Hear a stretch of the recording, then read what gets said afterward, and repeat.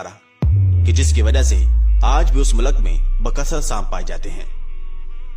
और अल्लाह तबारक व तआला ने इसके अंदर कौन सी खसूसियात रखी हैं और सांपों की कितनी अकसाम है और कौन सी किस्म किस कदर जहरीली हुआ करती है और इसका शरई हुक्म क्या है और हुजूर अकरम सल्लल्लाहु अलैहि वसल्लम ने सांप को मारने का हुक्म क्यों दिया और सांपों में इंसानों के खिलाफ अदावत क्यों पाई जाती है जिसकी वजह से वो इंसानों को डसते हैं और इनको मारते हैं। और ये जो हमारे माशरे के अंदर ये बात पाई जाती है कि अगर एक सांप को मार दिया जाए तो दूसरा जो कि इसका साथी हुआ करता है वो उस शख्स से बदल लेता है। क्या वाकई ऐसा होता है? इस्लाम इसके हवाले से क्या कहता है और हुकामा ने इसके कौन से तिब्बी ख्वास बयान किए हैं